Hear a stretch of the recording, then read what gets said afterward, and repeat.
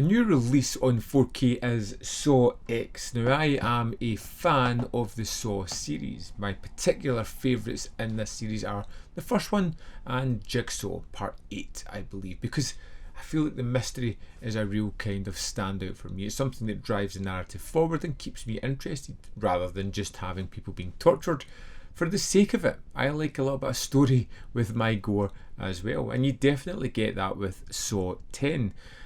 Being 118 minutes is one of the longer entries within the Saw franchise, and it's also a kind of throwback because it takes place between Saw and Saw 2. In this one, we see John Kramer as he looks for a quick fix, almost a last grasp, trying to find a cure for his cancer. He is offered something that's almost too good to be true. We were only trying to help you. That game is over. In fact, it turns out to be too good to be true, as he was whisked away to Mexico for an operation which is going to cure him of his disease, only to find out that it's all a scam. And the scammers have picked on the wrong person. Of course, we're going to get our traps, our people stuck in them. There's going to be blood and gore. But this one feels a little bit better. It feels a little bit better because we have our anti-hero. I can't even call him a hero. A villain. He is a villain. Our likeable, somewhat villain here is back, showing his wrath and naivety in parts. You get a kind of flawed character, which is always nice. We can see that he's trusting, looking for hope, always wishing the best, and having to react when people are not at their best. You get a good period of time where he is hopeful, when he is drawn in by this scam, looking for that benefit that's going to pay him off with an extra couple of years of life. It just never comes, and that's when Jigsaw rears his ugly and violent head. Gabriella had her own free will. And if you can't handle this, how will you handle the rest of our work? Now, the gore and the disgusting nature of these films go hand in hand. I feel it's something that kind of deviated a little bit after the first one and became synonymous with the series. And again here, they are gory. There are fun moments that are disgusting and stomach churning, making you want to look away. And these moments are very well done.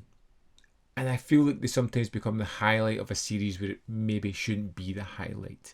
But I feel like this one particularly balances the gore with the story in an appropriate sense, giving us some horrible characters to root against, some twists and turns to be made, and some revelations that you can see coming.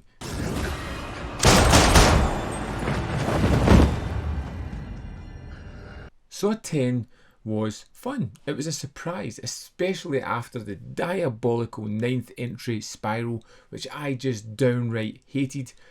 I loved going back to what felt like an old school Saw movie. It felt like it had the similar kind of feeling of some of the early entries where they were a lot stronger before they became too convoluted for their own good. And to be honest, it's something that you could watch if you've only watched the first one, or maybe the first two.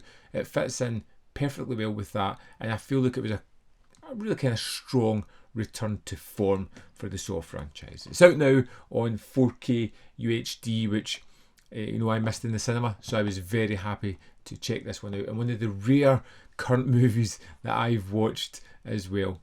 Here we are in the disc for Saw 10. Let's go into the special features. First up, we've got a commentary with the director, editor, Kevin Grutert, cinematographer Nick Matthews, and production designer Anthony Stable. We have Reawakening, which is a bunch of chapters that's put into a documentary. It's made about the making of, and it's 1 hour 35 minutes. And it's actually rather interesting. Got some nice talking heads. Because it's a little bit longer, they delve into some of the characters and some of the situations, which are really quite fun. Talking about the traps, it's a good making of. We have drawing inspiration, illustrated scene breakdown with director Kevin Grutert. Now, this is 3 sequences here, which is basically commentaries for these, as he just talks about his sequences, what he was trying to do, how he kind of came to them, the way they were shot, locations, that kind of thing. And that runs at 33 minutes 55 seconds. Then we have the makeup department trap tests, which is 17 minutes 28, which is kind of interesting. We get to see the actors practicing out with the makeup, testing some of the sequences to see how they go. It's 17 minutes 28 seconds. You got a whole bunch of deleted sequences that total up to 37 minutes 10 seconds. A lot of them are just kind of filler. You can really see why they've been taken out. They're interesting to see them because they bring back some faces from other movies in the Saw franchise, but generally it was a good choice to take them out. And we have the theatrical trailer, and that's the extras for Saw X. I would love to know your thoughts on Saw X. Have you picked it up? Are you going to pick it up? Did you enjoy it? Do you like the Saw franchise? Well, let me know in the comment box below. I do have a Saw playlist which I'll try and link somewhere up here that you can check out the rest of my reviews on these ones, which I think are older reviews. But hey, nonetheless, worth looking at. You can tell me if I need to redo them anytime soon. As always, I would love to hear your thoughts, so drop me a comment in the comment box below. There is more content up here. If you wish to see more of my stuff, in the description box below are links to the Patreon membership program, manvfilm.com, always, in which you can support me. Thanks for watching, and I'll see you next time.